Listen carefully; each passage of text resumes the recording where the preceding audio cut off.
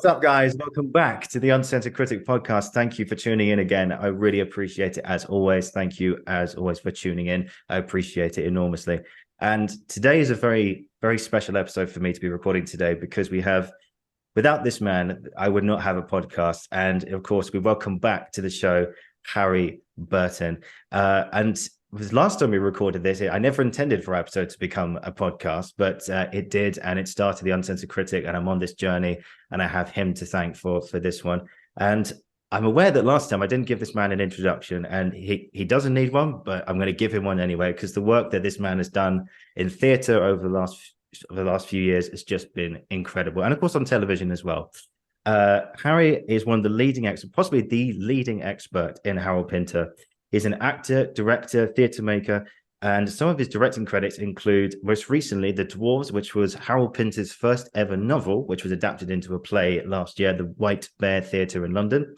He's directed Mark Rylance in Art, Truth and Politics at the Harold Pinter Theatre, Jason Isaacs and Lee Evans in The Dumb Waiter, and the maestro behind a Channel 4's Working with Pinter documentary. Other appearances include In the Fortunes of War with Ken Branagh and Emma Thompson, A Summer Story, Tears in the Rain, Agent Cody Banks 2, The Trial with Anthony Hopkins, and Midsummer Murders. And if that's not enough, you've also got an incredible YouTube channel where you share some of your own podcasts and interviews with some amazing, amazing people who've worked with Pinter over the years, such as Indira Varma, David Laveau, and so many more that I can't. Penelope Wilton. Penelope Wilton, yes, I saw her in London. Trisha Hodge, yeah. And also shout out to Run It Shouting, Charlie, as well. You know, some great interviews on there. Of course, with Douglas Hodge as well, who I know you've worked with a few times. And yeah, and first of all, thank you, Harry, for not only joining me, but for this podcast. How are you? I'm very well, Ollie. Nice to see you. And you know, I'm thrilled that that first conversation that we had turned into something creative and nourishing for other people. That's really delightful. Yeah, no, it's been one of my second highest viewing video on YouTube alone. You know, it's broken over 500 hits, nearing 1,000 now. And so one comment on there saying simply thank you for this interview. And so people love you, man. But we didn't do video; it was audio only, or I can't remember. Yeah, it was just audio. Yeah, because funny enough, the story was I was writing all these notes down like a crazy person because you had all these amazing facts, and you stopped me and you said, "Oliver, do you have one of those smartphones? One of those phones that records? Do you have one of those?" And I was like, "Yeah, I do." So I took it out, pressed record, and recorded our conversation, and that became it. That became the episode, and so yeah, so I wouldn't be in here without you, sir. So thank you for that. Thank you for your advice. I'm delighted. It's great and well done. I know. Thank you, man. Thank you. So last time, because it wasn't really a podcast, I have a starter question now for every guest, which I've been dying to ask you actually. Where did it all start for you? The love of theatre, acting, and art in general. Where did it all come from? There is a theatrical bit to my family. So my mum was an actress, and she became a single mum. My parents divorced when I was about 5 or 6, and my mum became a single mum, and that basically meant she had to give up acting because, as we know, it's quite a precarious way of making a living. And she then spent a lot of the rest of her life teaching acting or teaching in various drama schools, particularly Rose Bruford, where she had been one of the very first students, and she'd been mentored by Rose Bruford herself. So it was in my blood in that way.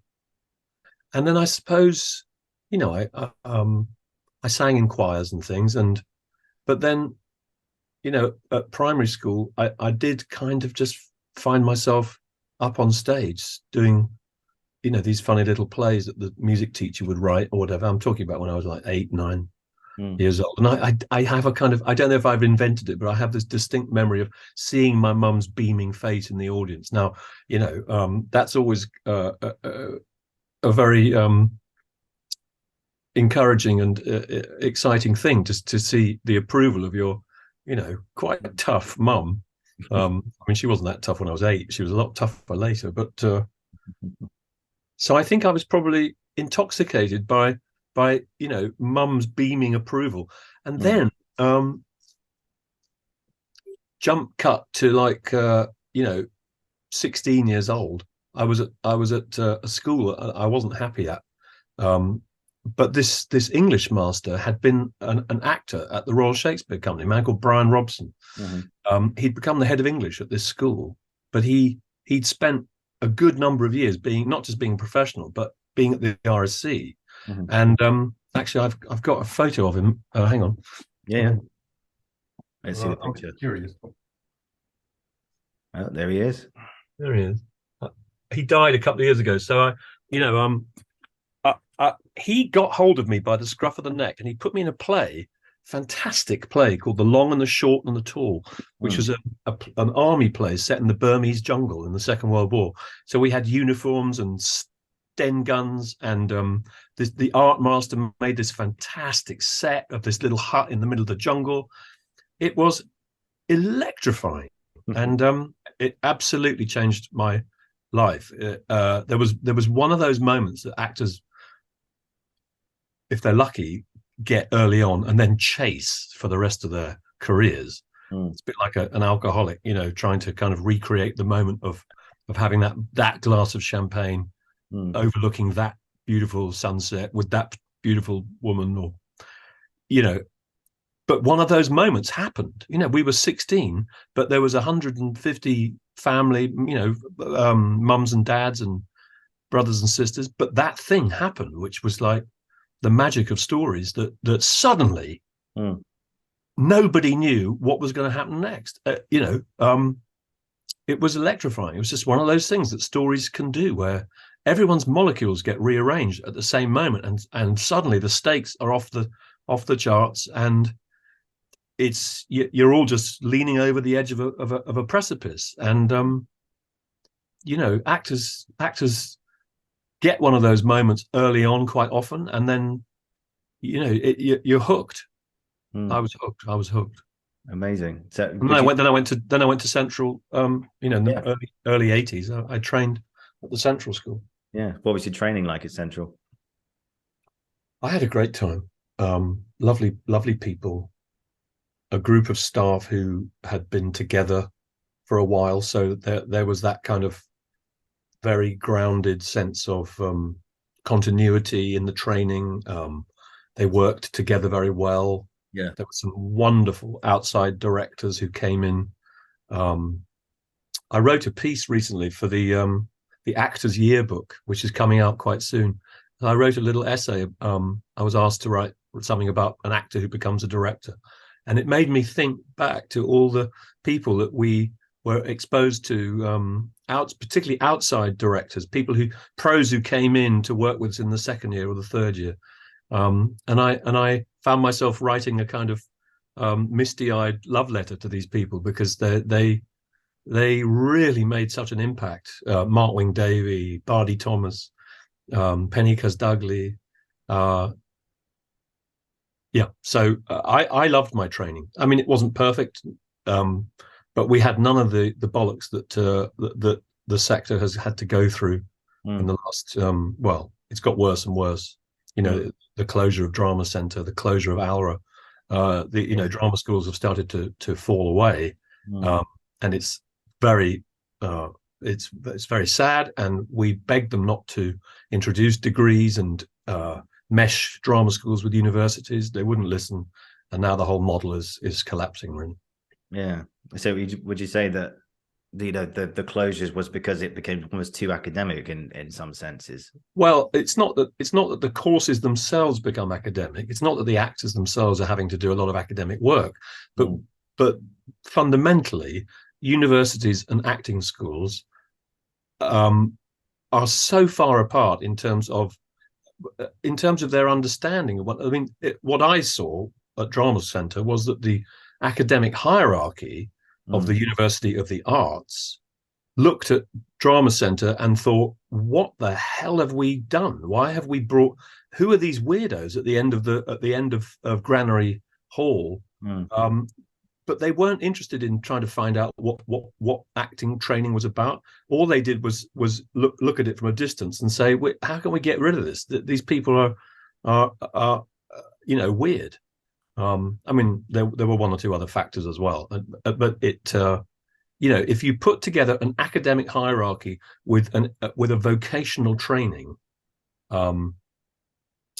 it's not a happy marriage. And I think quite a few of the schools, the pressure for the drama schools to make money, the creation of frankly bogus courses in order to pull in more young people and their dream of becoming professionals, a lot of overseas students who pay double, treble, bubble, so that the universities in this country have become very much on the American model, factories for printing money. And the legal departments of these universities that have got acting schools are the biggest department, the best funded departments in those universities.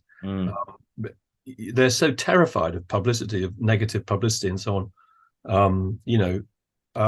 It all became a terrible, terrible mess at Drama Centre. For example, I happened to be around there at the time, so I saw it close up. And in the end, they just poured concrete on it like Chernobyl. They just wanted to seal it off so nothing could ever escape from that site. Yeah. And now Drama Centre, which only 5 years earlier had been voted the best drama school in the country. Now, how does that? There should have been an inquiry of some kind. Yeah. Anyway, don't start me off. All right.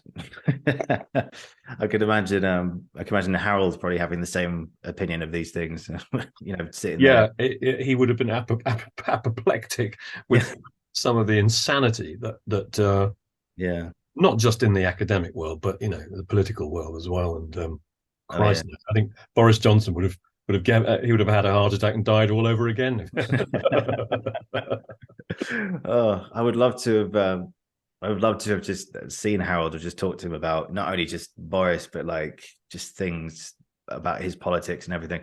I think I mentioned to you last time that I watched the speech he gave when he won the Nobel Prize, and it was just a beautiful, I would say a beautifully constructed argument. I would say the way he spoke it, I thought was amazing. About the contradictions and the atrocities that he targeted towards America at the time. And and again, there was that story of a US diplomat went up to Harold and said, "Oh, I really enjoyed your plays," and Harold just went, "Don't talk to me. Don't talk to me." putting it politely. Yeah, putting it very politely. First of all, you sent me the link to your documentary that you did with Pinter, and I absolutely loved it. It was a really, really beautiful documentary, Harry. So congratulations on that. Thank you. One thing that I took a lot of things away from it, really. But one thing I want to start you off about, Harold, again today is they talked a lot about him and Henry Woolf, who sadly left us quite recently. Unfortunately, God bless him. But he said, quote, "Technique is good, but we need the real thing." So he said actors need to be heard, need to be standing in the right spot, knowing where you are, and have an intuitive road of discovery and finding it in yourself, and mostly in yourself. I nearly said and others, but ultimately it's for yourself. Sure. And that's something that him and Harold talked about a lot. And I think that's quite key to not only just Pinter's work, but to training, to find that presence. And he also mentioned it was like a natural thing, whether you have it or you don't. So does that make sense? Am I on the right lines there? Well, I think of course you are. And I in some ways it's a very, it's certainly a very pared back kind of understanding of acting, the way that Harold and Henry talk about it. They are, of course, old school. And they were brought up and indeed acted as very young actors. They acted with people from the old school, Donald Woolford, Anu McMaster, these individuals whose, the word you've just used, presence, had a kind of magnificent, shameless theatricality to it. And that's what they were brought up on. I'm reading a marvelous book at the moment by Brian Forbes about the history of British acting. And, there have always been individuals who've come through and kind of reignited the kind of flame of great acting. But actually, if you think about it, what Harold's really talking about when he talks about an intuitive road of discovery and of the act of finding it deep within themselves, actually, that's not a description of great acting. It's a description of quiet acting, of balanced acting, of something that isn't showing off necessarily, but that is actually aiming for the truth. And I think what Harold's understanding of acting, which came from being an actor himself and from then writing these quite extraordinary plays with this extraordinary poetic dialogue or poetic speech, and I think he couldn't really talk about it any other way than in somehow in its simplest terms. Yeah. Because when you boil it down to an intuitive road of discovery, you're really doing what he also said in the film, which was finally all it's about is that something has to be happening. He even began one of his plays, A Kind of Alaska, with that line. The woman wakes up from a 30-year sleep and says something is happening. It's kind of the essence of theatrical power and the theatrical quality. And yet there's a certain point where talking about it no longer is helpful. And so I think, Harold would have, I can't speak for him, but I have talked to him quite a lot about acting. He did direct me as a young actor. And indeed on my bookshelf, there's a diary kept by an assistant director called Paul Wiesen in 1961 or 2, when he was assisting Harold on a production of The Dwarfs when it was first a play. And Paul Wiesen actually writes down in his rehearsal diary, Harold stopped rehearsals today to implore the actors to stop thinking too much and actually to trust themselves more and to go for instinct and intuition rather than analysis. So even, but at that point, Harold was 30, 31. So even already, as early as that, Harold was trying to get actors to stop bloody well analyzing things and just try stuff. Come at the lines with a great sense of adventure and experiment, and be bold, be brave, see how things work.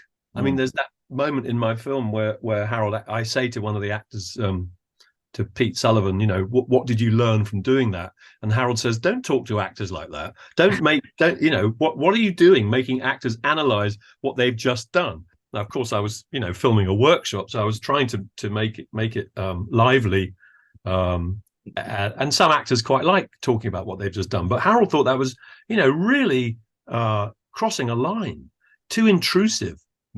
Leave an actor alone. If he's trying to find his way and there's a director saying, what did you find? What did you find? Harold was on the side of the actor. So I think all these, I've got books on my shelves written by Stanislavski, written by Michel Sandin, written by, Michael Chekhov, and many others. And sometimes they lose me completely. I mean, I'm quite a simple soul, really. And so I'm with Harold and Henry. In the end, especially now I've spent 10 years or so trying to not teach acting, but trying to help young actors develop and find their presence, find their confidence. I really, I might even write my own little slim book about it, because please do. I think it's been overcomplicated. I think there's much too much talk about a tradition from over 100 years ago, Stanislavski and this whole thing. Of course, the influence is there, and yes, we should take our hats off and say thank you to the ancestors. But what the hell can we say now to someone who's stuck, someone who can't stand the sound of their own voice when they're acting? How do you get your focus off that, back onto the text, back onto making something happen? And I think that's what it comes down to. And I think Harold was was really mostly interested in that. But as he says in the quote that you started this bit with, you can't teach it. If an actor can't find that in themselves, probably the talent isn't there. And it's what you mentioned there about, is the talent there? And I think Harold and Henry said something about, you've got to have like the natural ability for it. You've got to have a natural way of doing it. Whereas if you don't have it, then you don't have it. And it's very hard to teach. Yeah. So what you can do is help people uncover what's blocking them. Now, if there's talent behind the roadblocks and you can clear the road, then the talent will come through, and that's a really exciting thing to do. And that, of course, is what drama school's for.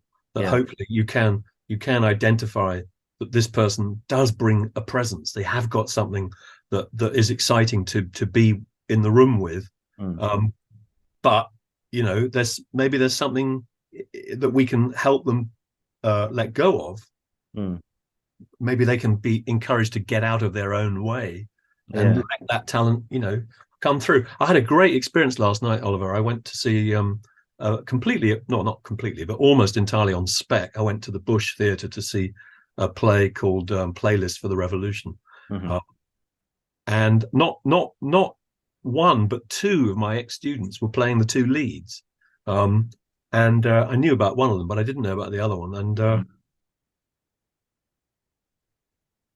so I've had the experience quite a few times of hopefully being useful to those people as they've gone into their training, and seeing them on the other side really tearing it up. I was so proud, honestly. Made me immensely proud to see these two really just doing their thing, free to be expressive, free to move. There were bits where they were dancing, there were bits where they were very emotional, there were bits where they were very funny. Oh, I'm so proud. Yeah, proud moments, man. But I think what you were talking about, that in your own conversations about Pinter, I think you spoke to Indira Varma on your YouTube channel as well, who I know you've worked with. And she, in that episode, said that Howard came up to her one day and said something along these lines. He said, if you just tell the truth, then you can do anything. Yeah.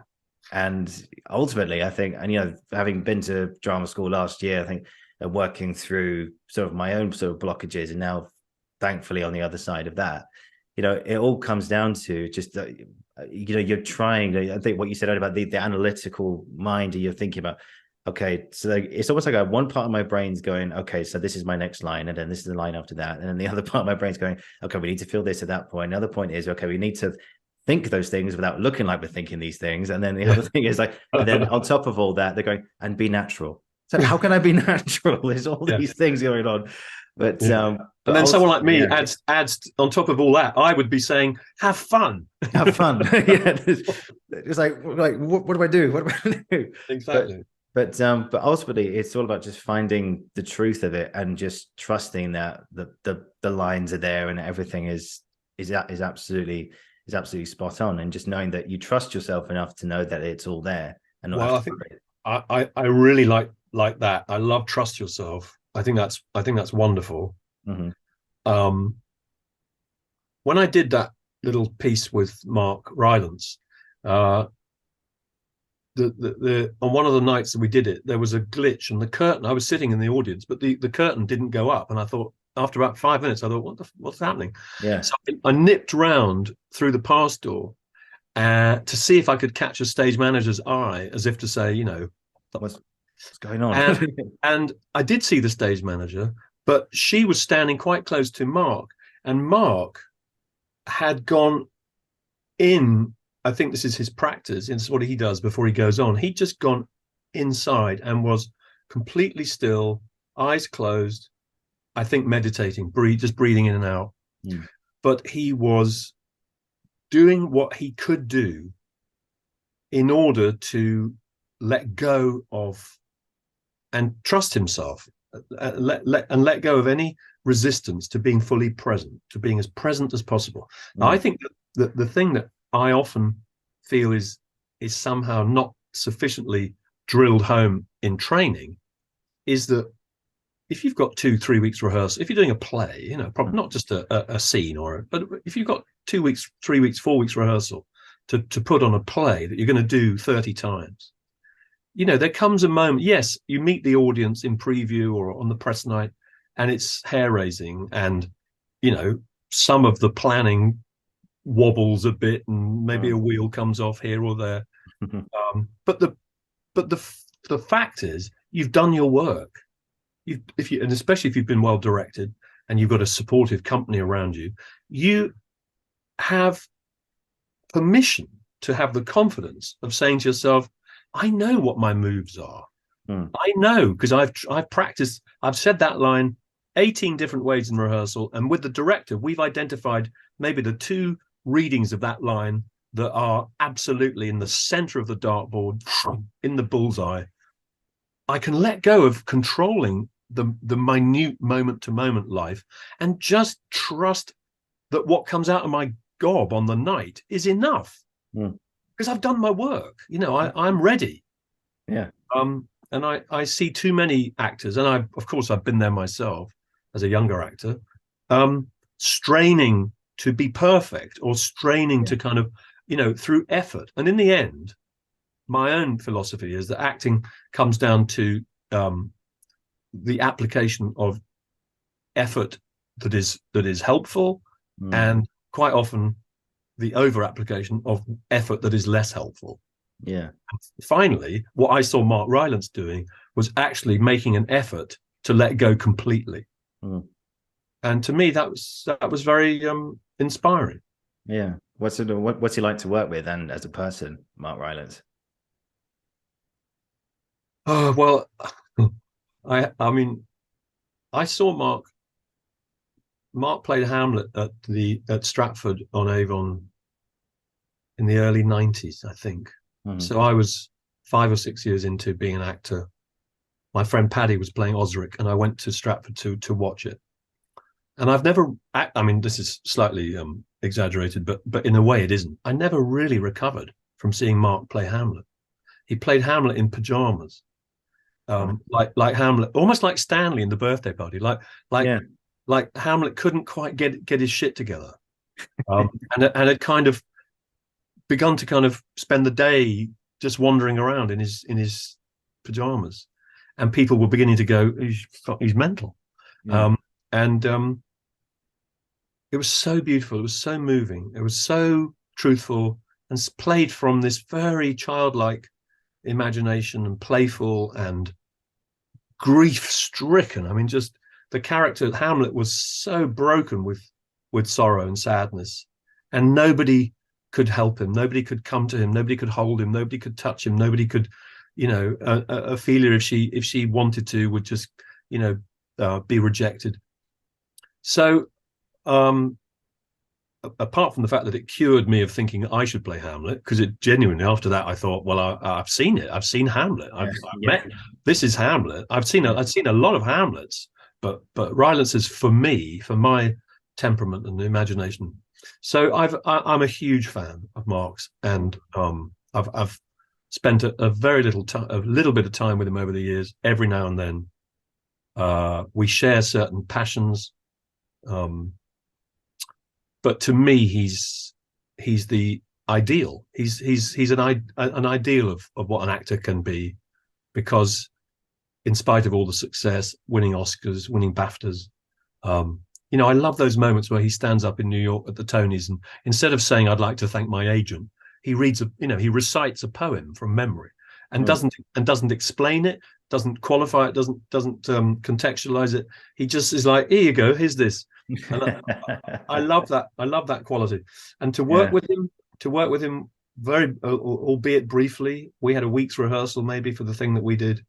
You know, just so collaborative, inclusive, interested, grateful, everything a director could dream of. I mean, I barely dared to direct him, but he did actually want some help and support. And you know, because I could tell him a lot about Harold. The weirdest thing was he'd never ever done a Pinter play. He'd barely read Pinter. So coming to Pinter's Nobel Prize speech, which is this, you know, as you've just said yourself, it's this pretty astonishing piece of prose that actually, in a way, is a kind of poetic encapsulation of Harold's entire philosophy. Anyway, Mark came to that as fresh as anybody could, and that meant it was just delightful. I could feel I was really being useful to him, and I go and see what he's doing and send him love notes. So yeah, I think he's great, and I think he's, back in the day at the Globe, he made. I've never acted at the Globe, but I've seen a few shows there. Mark and a couple of other people were but especially Mark. I saw very few people really get on terms with that space. But Mark's technique, vocally, his breath control, his obviously his facility with Shakespeare, which he has this rare thing, which means that he has the ability to make it sound as though these ideas and images and thoughts have literally just popped into his mouth, and he's just sharing them as they come. I mean, that's as good as it gets. But in that space, with people over there, pillars, aeroplanes and helicopters there and there. I mean, boats on the side. Yeah, and everything. Exactly. He makes everything look so incredibly easy and simple, without any sacrifice of complexity or poetry. And of course, he does have a facility for the poetic, the melancholic, the mythological. He's very interested in those things philosophically, but he also always has been in touch with those things as an actor. It's just part of his own makeup. And I think what he found in Pinter was a poet dramatist. And of course, what does Mark know most about? Shakespeare. And I don't think it's wildly outrageous to say that Shakespeare and Pinter and a few other dramatists, Tennessee Williams, Chekhov, that these people belong in a certain, not necessarily at the top of Mount Olympus as gods, but they used poetry or poetic imagination, mythological imagination, to make their drama. And I think that's what we're out of touch with at the moment, and it's why quite a lot of theatre seems a little bit lacking in something. Yeah, and funny enough, Mark Rylance is currently appearing at the Harold Pinter Theatre at the moment. He's in which I'm going to see on Saturday. Just hearing you say that now, just him being in that theatre, with the poetic, grasp of language that he has, it's going to be a real treat, I think. It's a wonder, amazing show. I've seen it. And that's also the theatre where he performed Art, Truth and Politics. That's right. Yeah. There's a video of his performance embedded somewhere in my YouTube channel, probably in breach of copyright, but I think the Nobel Institute would understand. If anybody wants to watch that, they should write to you, and I'll share the link with you, and you can help them to watch it. Cool. Yeah. So my email address is down below, guys. Get in touch. So funny enough, this thought coming into my head now about I just feel about the Pinter, he gets a lot of, I don't want to say bad press, but a lot of people say he's all about manipulation, and he's all about dominating the room, and he's also about carving out this quite sinister approach. But what's that play that he wrote about? Basically, you mentioned in your documentary about the prisoners in Turkey. He wrote it as sort of the specific play that came out of his interaction with the Turkish embassy was One for the Road. One for the Road. Yeah, that's it. And, very short, very, very, very brief, and utterly terrifying. Yeah, because just you mentioned in your documentary about how he really pushes those boundaries, and it's almost like Pinter had this. There's a few things where he sort of saw something or thought a certain word or sentence, and then he was able to go home and just write it out and then develop stuff. I think another example of that being No Man's Land, which I want to talk to you about today as well. How he just got out of a taxi one night and just heard in his head, "As it is," okay. And he just wrote it, and just went home and wrote it out. But funny enough, at the Pinter Theatre recently was a play called, I've mentioned this a few times on the show, was A Little Life. I'm not sure if you got the chance to see it at all. But I heard quite a lot about it, but I wasn't tempted. I can't afford it, to be honest. I can't afford it. But I did hear about it. Did you see it? I did. Yeah. It was it was very, very tough going. You saw this. I don't know if you've read the book or anything, A Little Life, but I can recommend it. Story of abuse and power. I think Harold would have enjoyed it, to be fair, to see what specifically, from my taking, it was an attack on the Catholic Church and the priests specifically, and the long-term effects of childhood abuse and childhood trauma in a way. And it was beautifully well done, beautifully acted in a way. And I get the vibe with Harold that he liked to push boundaries in the theatre. He liked to bring up topics, especially with his politics, for people to see what was going on. But my question for you is, do you think theatre can keep pushing those boundaries, or do you think there is a limit, do you think, to how far it can go?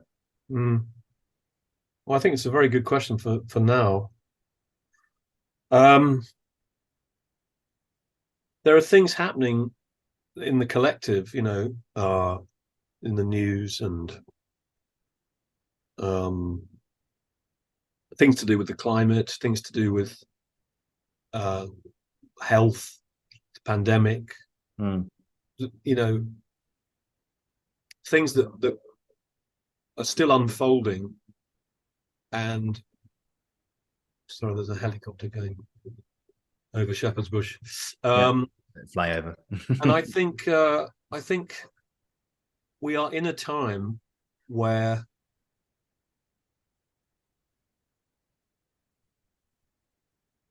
there's so much fear and uncertainty about just being on the planet right now. And the system that we live in, for better or worse, capitalism, is all about stuff and owning stuff and tech and having what you need. And I need to have an iPhone and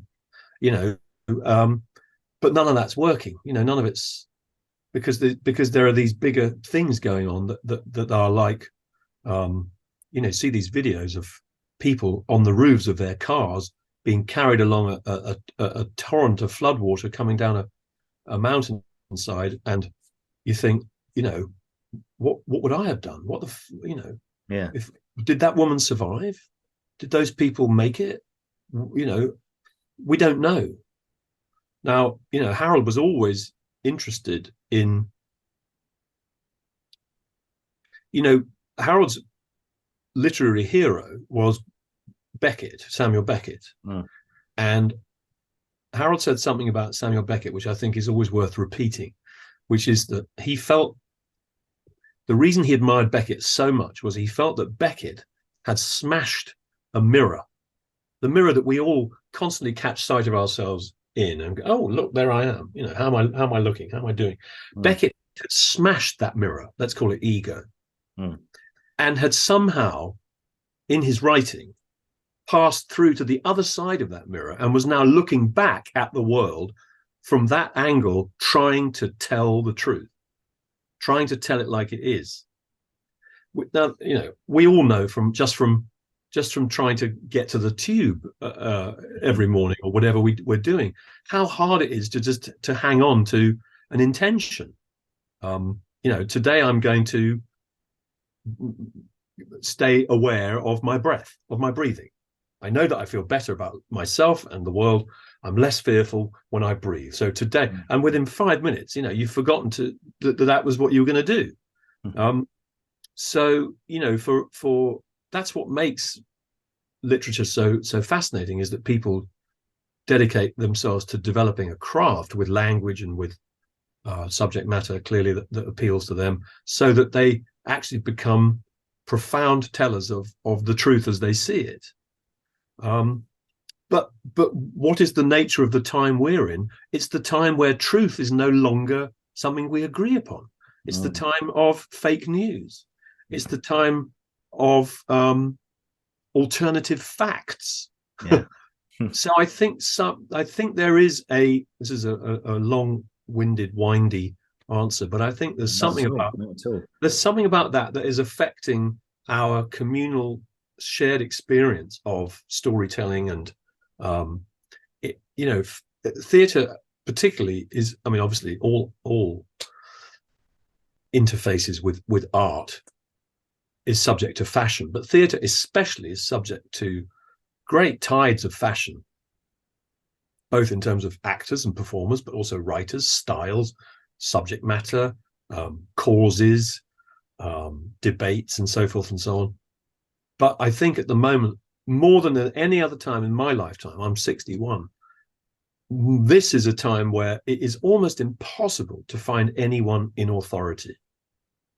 There's almost no one anymore that we look to and go, well, at least they tell it like it, like it is. It would be nice to have thought that Barack Obama was going to be that guy, but he was an American president. He did what American presidents do. And if you were living in a country with the bad luck to have been droned, or to have had your wedding blown up by a stray American missile or whatever, you wouldn't have much good to say about Barack Obama's presidency if you were that guy or that woman. So you know what I mean? Harold was, I mean, Beckett, of course, had tremendous moral authority, not least because he served in the French resistance for a number of years during the war. He saw things, experienced things at first hand, which changed him, changed the writer he became, and changed his entire outlook on life. And what was worth saying, what was just simply not worth saying. Obviously, Harold was tremendously impressed by that and developed his own sense. But then if you bring it back to Harold's lens, and the dwarfs as well, the lens that Harold was looking at life through, psychologically, historically, experientially, a Jewish lad, I mean, in 1947, well, after the war, all the fascists and black shirts, who were British-born, native British fascists, were put in prison for the duration of the war. They were interned. But as soon as the war was over, the government let those people out of prison. And guess what? They went straight back to the East End and started beating up Jews. So that was the atmosphere in Hackney and in the East End, where Harold and Henry and his mates, most of whom were Jewish, they simply said, well, not on our watch. We may be 17, 18 years old, but we're not going to be intimidated by these thugs. So, that was a big piece of Harold's adolescence, was from time to time actually having street fights, bottles, chains, planks with nails in, being chased or standing and turning and fighting with these people.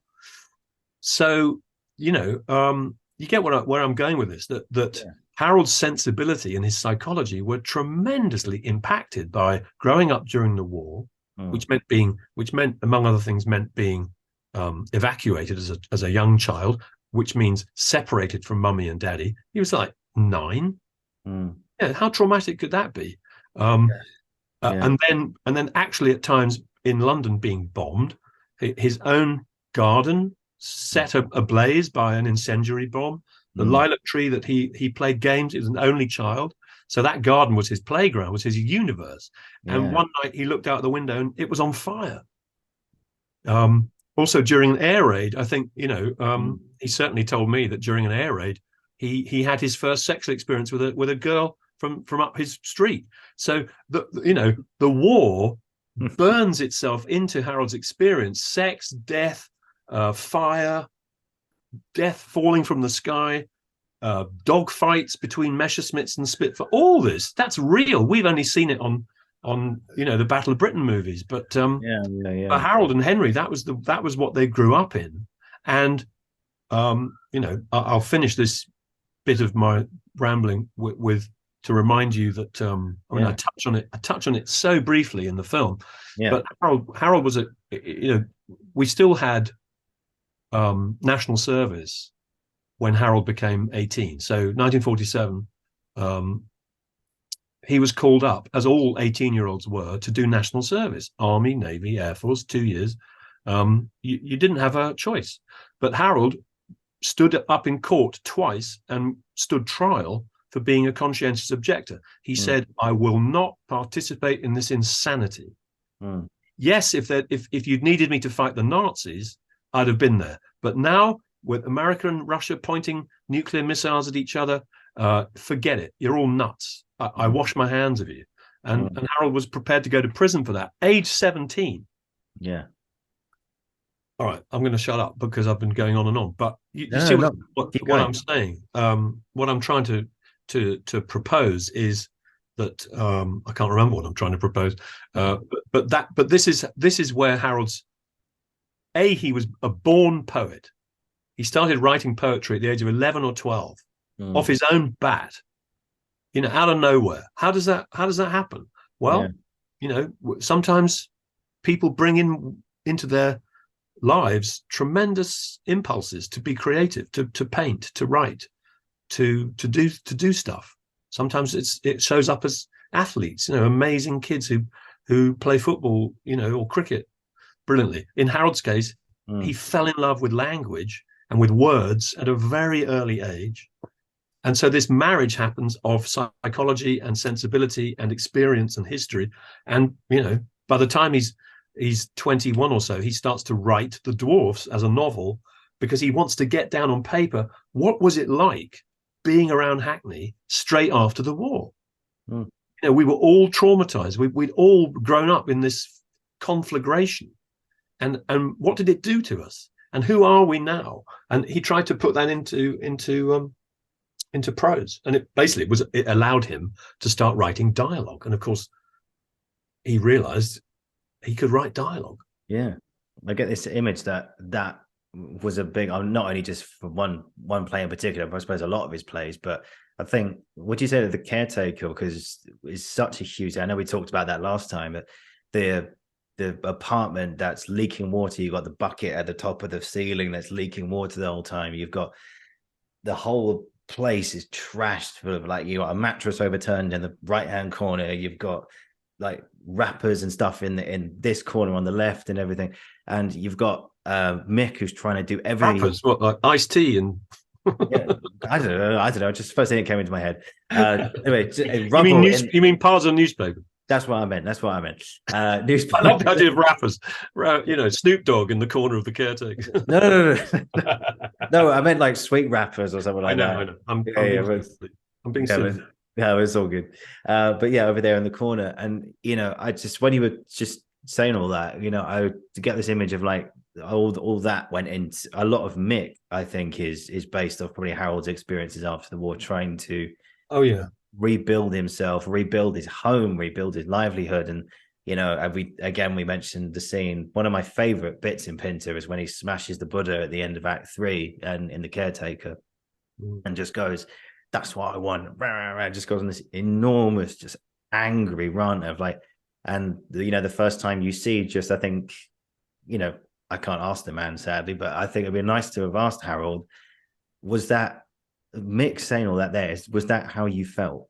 Was that how you felt on a certain level? Maybe not, he wasn't an interior designer or anything, but was that what you were thinking about life after that? Is that your way of saying, this is the aftermath of what we went through?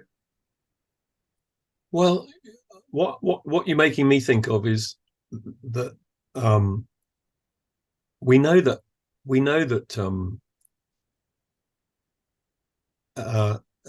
Harold ran away from RADA. He went to RADA and he pretended to have a nervous breakdown after a term because he hated it so much. Wow. So he went to the principal's office and said, I'm having a breakdown. I can't handle it. And he sobbed. And the principal said, "Oh, you poor chap, you better go home. Come back when you feel better."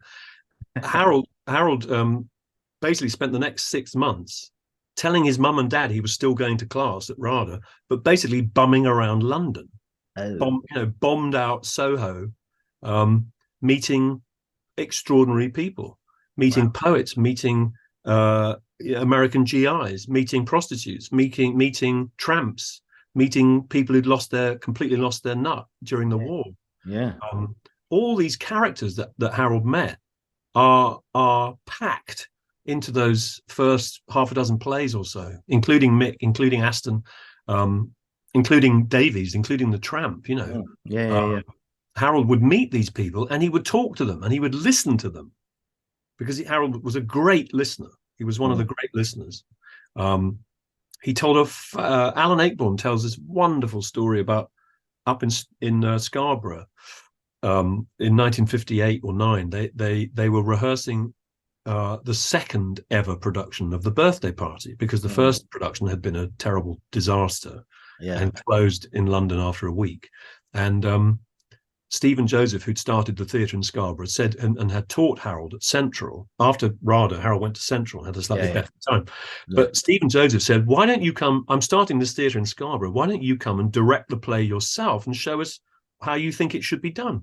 And Alan Ayckbourn played Stanley in that second production of The Birthday Party. Fantastic. If I told this story on your previous podcast, please edit this out. No, say it anyway, again. So Alan Ayckbourn wrote this beautiful, you can find it on the internet if you Google it, but Alan Ayckbourn wrote the story of how the actors decided, they were so baffled by The Birthday Party, by the script, that on the first day's rehearsal, they decided to take Harold to a pub and basically give him a pint of beer and pump him with questions. What the hell's going on in your play? But before they could start, this bloke, completely random bloke, runs into the pub and sits at their table and says, I'm sorry to interrupt you, but I need to tell someone what's just happened to me. And Harold says, well, you better tell us the story. And basically, the guy has stuffed his mother-in-law up a chimney in his house, because every week he gets his pay packet, the mother-in-law tries to take the money off him. And he's so furious with this happening week in, week out. He's absolutely lost his marbles, and he has stuffed his mother-in-law, and she is now stuck in the chimney, literally her legs dangling. And he tells them this story. And when he's finished, Harold says to him, well, look, I don't think you don't want to hang for murdering your mother-in-law. You better go back and get her down. And the bloke goes, bloody hell, you're right. And he legs it out of the pub. At which point there's a kind of long silence. And eventually somebody says to Harold, what an amazing bloke. And Harold goes, was he? In other words, Harold was completely familiar and comfortable with the most bizarre people coming up to him and telling him the extraordinary things that were happening in their lives. So I think when you meet an Aston or a Mick, you're meeting partly Harold's imagination, but you're also meeting fragments of real people that Harold would interact with on the street. There's as you know, there's a very good film of The Caretaker. You can see it on YouTube. Yes. Early on in the film, there's a bit where the Tramp is freezing, and they shot it in Hackney. There's snow falling on the street, and the Tramp is kind of staggering down this road, and he's stopping anyone who passes him by, saying, can you give me the price of a cup of tea? And Harold is playing one of the passers-by, but you only see his back, so you can't see that it's Harold. But if you know his walk, you can tell it's Harold from the way that he walks. But Harold met numberless quantities of these kinds of people, and he wrote about them. His imagination would go to work. Yeah, like what you said about the first line of No Man's Land. When Harold hears a line in his head, as it is, he can then trust his imagination to take him to that person and listen into what the guy is saying, and then maybe form a visual idea of what the guy would look like, or maybe not. But he had a remarkable imagination, and many people, much wiser than me, have suggested that Harold's ability, some people can remember all their dreams. I remember exactly what happened in my dreams. Sometimes I'm not even asleep in my dreams. I think Harold had a similar kind of ability with the unconscious. He could, when inspiration struck, he could tap into it in a very pure way, and a kind of channel, a clear channel, would sort of open up, and he could really just be in that other place where these characters are real and these people, what they're saying is audible. if he tried to, going back to effort, if he tried to make it happen, it wouldn't work. He went years where he was blocked and couldn't write, and wanted to write but couldn't. So it wasn't up to him whether this tap was turned on or off. But when it was turned on, he had to pay attention, and then he would run to his study and as he says in the film, begin to write whatever would follow as it is. And then the image of whiskey being poured would come. It's a wonderful, wonderful way of being able to write, Yeah. Terrible if it deserts you, terrible. Oh, no, write it down. Just write it down. I think, even in this era, because I actually, at drama school, my final project was a one-man show, actually, which is based in a pub, which I'm currently adapting and rewriting and stuff. And, having worked in pubs, I can imagine Harold had a very similar, I had a similar experience to Harold, is that you meet all these people that you just meet off the cuff. And sometimes they'll just tell you these stories and you're thinking, wow, this is incredible. I do have one story of my own, actually, if I may just quickly share it before we jump into no man's land. But I remember there was this time I was working in the pub just up the road, and it was a time where, we just reopened after lockdown. So not many people were allowed to stand at the bar. This one guy came in, he was just looking at the ciders, and he reminded me, he had a look of Davies, actually. I don't know why, but I saw him, he had a look of Davies, especially the one in the film with, it was Robert Shaw, isn't it, who plays Aston, yeah. And he was looking at all these bowls, and I said, "So you okay, man?" He said, "Yeah, I'm just looking at the ciders just to see what you got." I said he wasn't supposed to be there, but I thought, "Oh, it's fine, just let him look." And then and you hear this a lot in pubs. He just goes, "Oh, I'll tell you what, the missus, she's driving me insane at the moment." And I was like, "Oh, well, it happens, doesn't it?" And then there was a bit of a pause, and he just went, "Yeah, but you know what I did?" And I thought, "Uh-oh." What? No, what did you do? And very casually, he just went, like that guy in the pub talking about his wife who stuffed up the chimney. He just went, "Yeah, do you know what I did?" I said, "No, what did you do?" "So I just shagged his sister. She was much nicer." Oh dear. And I was like, yeah, that one's very good. And it's those moments where you think, well, obviously, I'm coming from a point where it's like, okay, I've never heard that before, but I can only imagine some of the stories that I can't imagine what stories Harold must have heard where he's gone, what? Like, how did that happen? I mean, do you know any other stories that Harold heard, but that Harold was like, what? How? Where he was taken aback by it. Well, I'm going to struggle to remember things. Yeah, no pressure if you can't think of one. But look at it's when you go to the plays and you see, like Mr. Kidd in The Room, this character who's deaf, and the extraordinary character of Riley in that play, the black man who arrives, the blind black man who's been hiding in the basement for a weekend. These are people. I believe that Harold would have met and had interactions with and thought, I'm putting them in a play.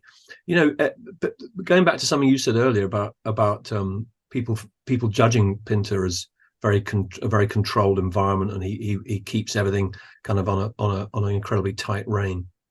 But there's so much that what he wrote that's just based on him being deeply tickled by how insane life is, because of these people that he met and interacted with. Yeah.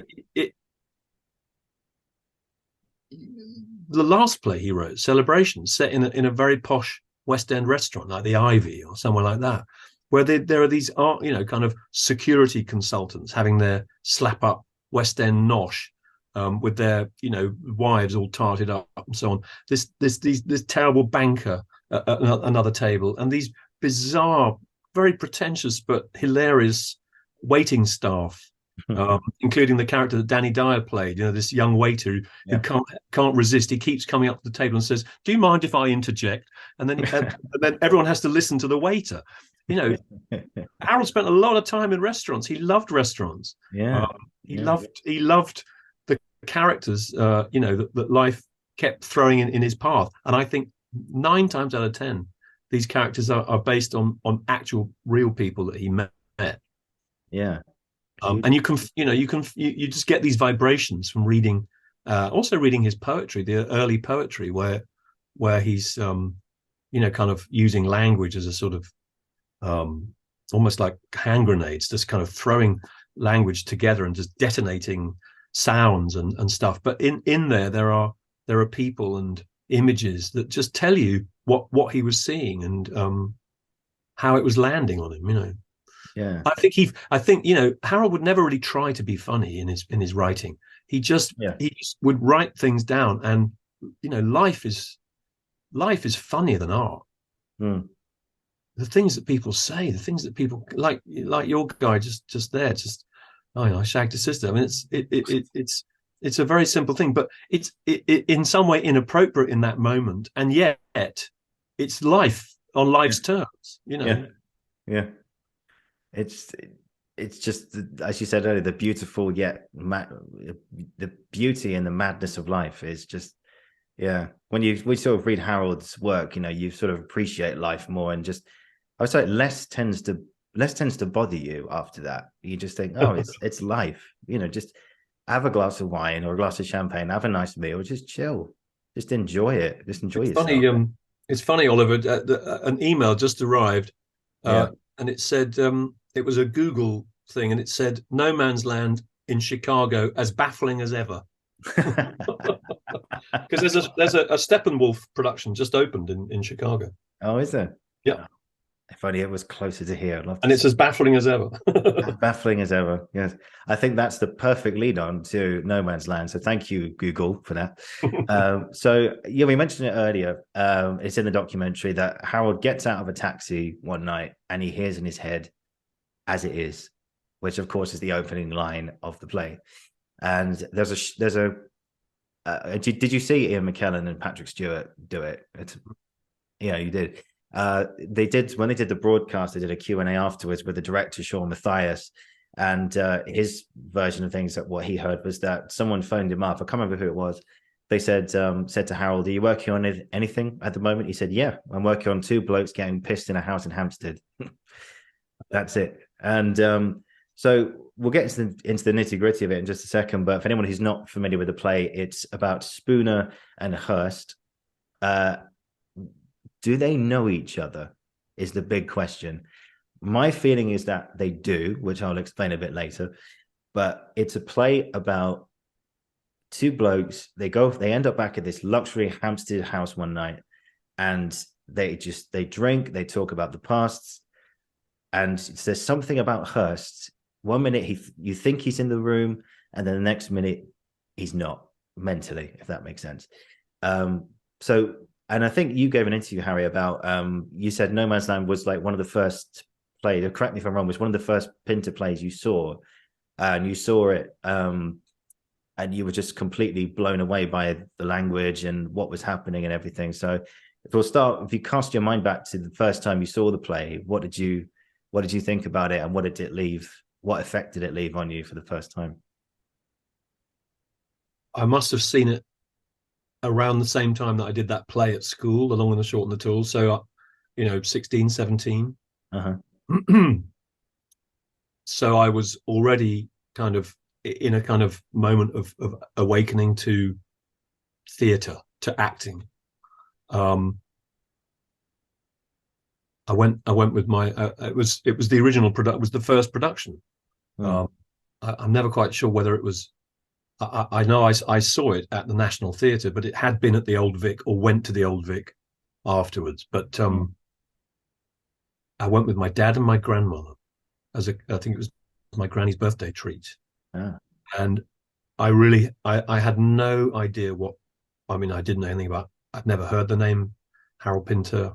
I didn't know what was going on. But it is as powerful a memory as seeing Rylance playing Hamlet. It just, the experience of it has burned itself into my own imagination. But I didn't understand anything about the play. So I didn't have an intellectual response to it because I didn't have an intellectual framework to relate it to. So what was I responding to? I was responding to the atmosphere, the presence of the actors, the quality of their presence. John Gielgud, not Laurence Olivier, Ralph Richardson. Ralph Richardson, yeah. And Michael Kitchen and Terence Rigby. I mean, it's a bit like James Brown's band or the Wailers at their peak. You know, this was one of the great teams assembled on a stage for all time. Yeah. And so I was in the room with a quality of acting and theatrical relish and realization. I think probably what really impacted on me was that theatre could have this quality of, it was life, reality magnified back at you. It wasn't naturalistic. It was theatrical. Obviously, I wouldn't have understood the difference between those two words. Yeah. But you believed everything. The room that it was taking place in, the glass and the bottle that was pouring alcohol into the glass. I'd spent a lot of time around alcoholics at this time in my life. I'm 15, 16, 17. My mum was a terrible alcoholic, and the house was filled with people who would just clunk bottles against glasses all night, to the point where, you know, and so I did recognize the truth, the reality. These people are doing what I see happening in my own house. They're drinking to the point where something's going to happen.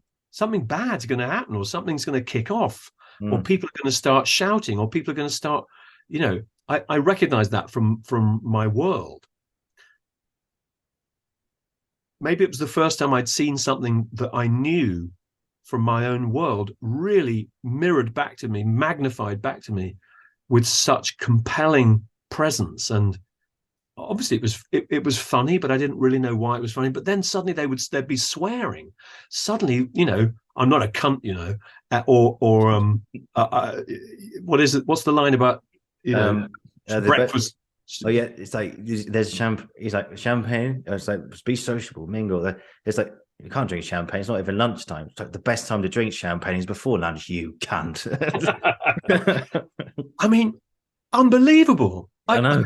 I was like, what? He's allowed to say that? Fuck! Yeah. It was just so electrifying and compelling and very, very funny. And so that the atmosphere of these people, these strange elderly men behaving in this kind of dissolute and yet using language in this high flown way, the clashing of apparently grandiose and also, you know, I mean, the state of John Gielgud's costume, and his suit was spattered with saliva and, you know, yesterday's curry, and he looked like he hadn't been to bed for a week.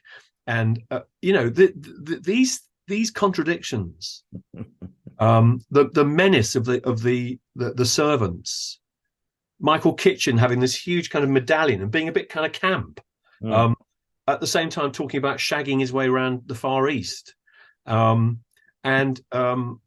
Terence Rigby basically being a kind of eloquent thug who looked like he could, you know, crush John Gielgud in the palm of his hand, and at one point, you know, really threatened to do so. He had to be restrained by Foster. So all these elements in the same wondrous kind of set of this carpeted room where you couldn't hear people's footfall because the carpet was so thick, and the armchair looked so deep, and then this bar with 1,000 bottles backlit with the color of liquor coming through them. Honestly, it just blew me away, and I've never forgotten it. And but lest we forget, you must tell your viewers and your listeners that they can watch this very production on YouTube, because Granada Television filmed it in probably 1977. So you don't need to take my word for it. Go and watch Gielgud and Richardson and Terry Rigby and Michael Kitchen it's there for eternity. Yeah. And I repeat that, watch it. It's available on YouTube.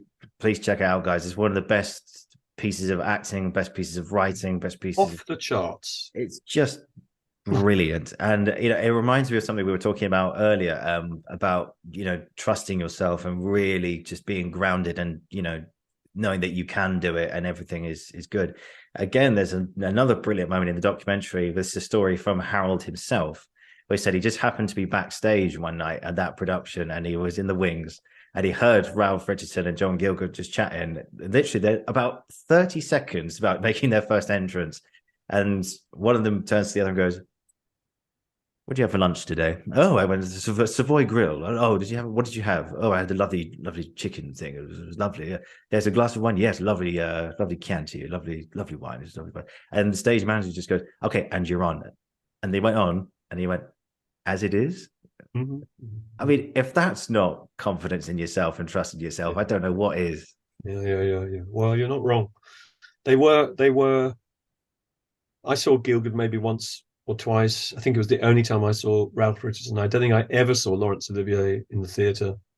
But they were, and of course there were some wonderful actresses around that time: Peggy Ashcroft, Edith Evans, Sybil Thorndike, many wonderful actors. But these people, I mean, my mum, was like any other teenager interested in acting, would queue in 1946 around the block to stand in the gods at what is now probably the Noel Coward or one of those theatres on St Martin's Lane, to see Laurence Olivier and to see these actors. They were the great actors. And then the 60s happened, and they lost their crowns, as it were, because this great new wave of new style came through. But then for them to be back on stage in their 80s, in their late 70s and 80s, still saying, this is what I stand for. This is, and they were very. I greatly lament I mentioned, the disappearance of authority, but these people had authority. In fact, Harold tells that story in the film. That it does, yeah. John Gielgud said, there's only one actor who has more authority than I have on the stage, and that is Ralph Richardson. It's outrageous and very funny, but it's also true. Oh yeah, yeah. And there are people who were very rude about that style of acting,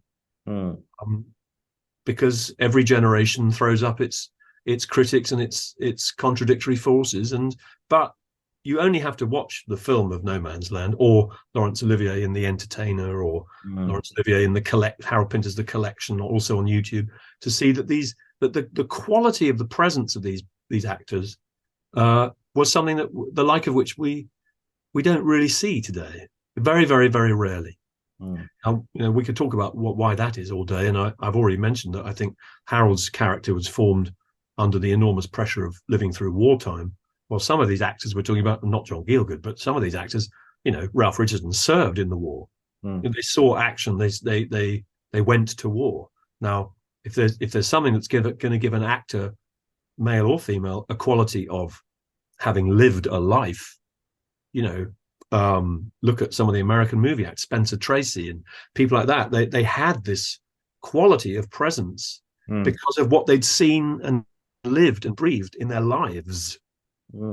And rather like our politicians these days, who many of whom have known nothing except politics, whereas we used to get people who come into politics having given their lives in service to something else, and made a difference, and then brought that experience to bear on politics. A lot of acting these days is done by people who know nothing except show business.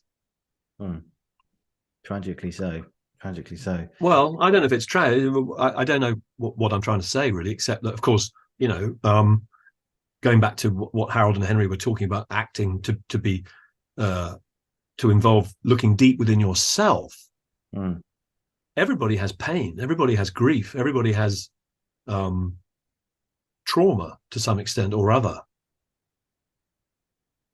But are you willing as an actor to go there? Are you willing to disassemble your defenses enough, get yourself out of the way, so that so there are mysteries about acting, and why some actors can generate that kind of presence. But those two were quite something else, unforgettable. And Harold loved. Can you imagine what it was like for Harold to work with these people? I mean, I've seen postcards between Harold and Ralph Richardson, and Ralph Richardson loved Harold, and told him, said, "You're terrific, I think you're doing great things." And for Harold, this was like blessings falling from the mouths of gods. Yeah, I mean, it's just for someone of that quality to sort of say that you're on the right lines here is just incredible.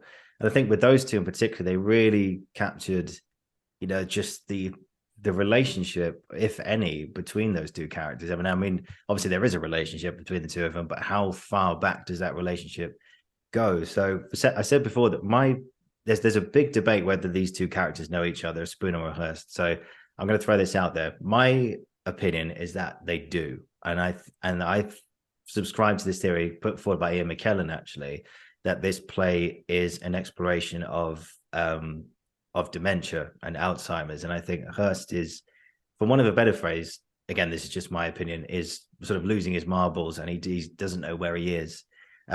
He's recounting stories in Act 2. It's like, I might show you, like at the beginning, he goes, "Charles, oh, I remember our Oxford days." And then very slowly you see him slip away.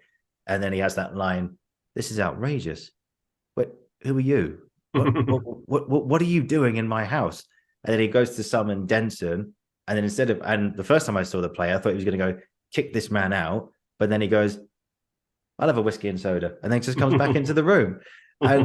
And I think it's and I'm sure Harold must have met, men in later life who sadly did go through that experience, I'm pretty sure. But my opinion is that they did know each other, and that there was a relationship. And Spooner does have a wife that was wooed by Hirst in the Oxford days and everything. That's my opinion of it. What's yours, Harry? Well, that's quite a bold thing to assert about the dementia, and it makes me want to go back again to a kind of Alaska. Yeah, well, it's just a theory I have, isn't it? I'm not saying it's the thing, but no. I mean, look, these are legitimate areas of inquiry. But if you go back to a kind of Alaska, which is a play based on the work of Oliver Sacks, who was a doctor, a scientist who worked with patients who suffered from a thing called sleeping sickness, and he developed a drug that allowed these people who'd been essentially in a coma for 30 years. This drug allowed them to come back to conscious life briefly, before they slipped back forever into their coma state. Oh God! So this was the only play that I think Harold ever based on somebody else's research and memoir, Oliver Sacks, and Harold and Oliver Sacks were in touch about it at the time. But this is the play that I mentioned before, that begins with a woman waking up in a hospital bed saying something is happening. Yeah.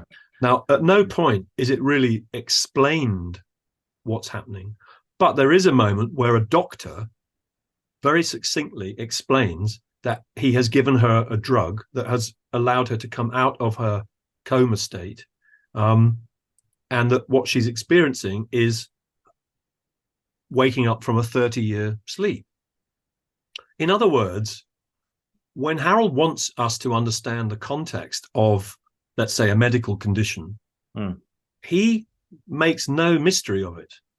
He puts it right there in the script, which is why I would say in response to you, if Harold is consciously writing about dementia, the condition of dementia, why doesn't he tell us that?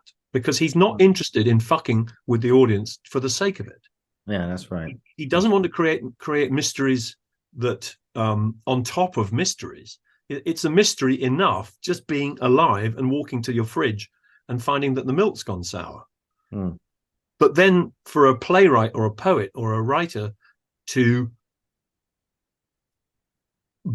befuddle an audience by adding more things that the audience can't explain, can't find a reason for, that's going to mess with the audience's comprehension of what's happening. And Harold's not interested in that. He's interested in the audience knowing just enough, because he's never going to explain anything, because he doesn't see why he should. He doesn't feel any obligation to the audience to explain anything. But something as vital as this man Hirst is suffering from early onset dementia or Alzheimer's or some kind of incapacity of the brain from old age, brought on by old age. If Harold was really writing about that specifically, he would have found a way to tell us. That would be my counter assertion. Okay. That, and I repeat, because Harold doesn't want to mess with the audience for the sake of being powerful. Mm-hmm. He wants the audience to go away and make their own understanding of it.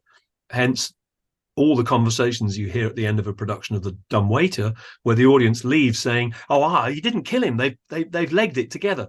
Of course he's killed. Well, no, the other one's pulled out his gun and shot the bloke with the gun. People have their own amazing responses because Harold pays them the compliment of saying, it's yours. You figure it out. Now, does Harold know what Harold thinks? Of course he fucking does. Does Harold think that Ben shoots Gus? Yes, he does. Harold thinks Ben shoots Gus. It's not a mystery. But he doesn't explain. So that's my response to the dementia thing.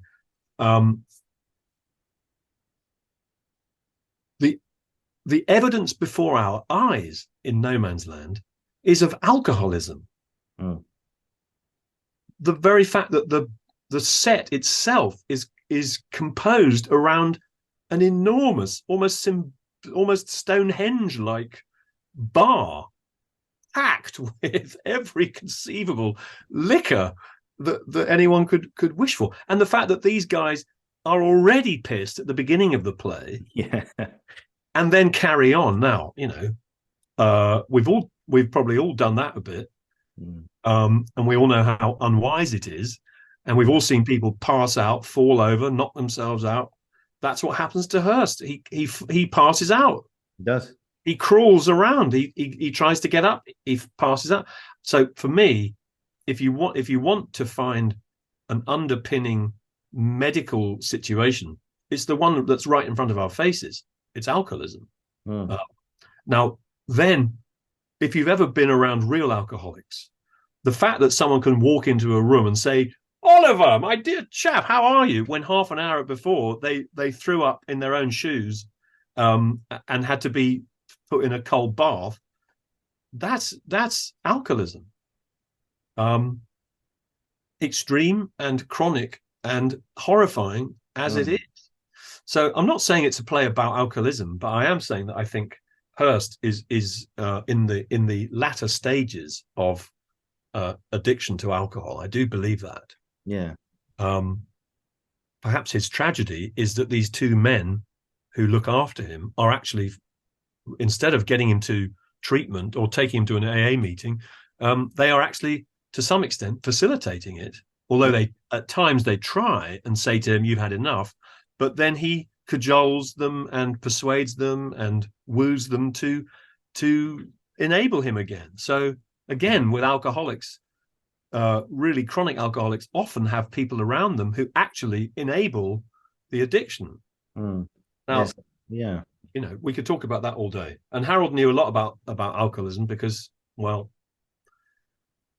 he probably was one. Yeah. In fact, he gave up alcohol at the end of his life. I haven't had a drink for 26 or 7 years, and Harold came to me and said, "You've got to help me. I've got to stop drinking, or my liver's going to pack up."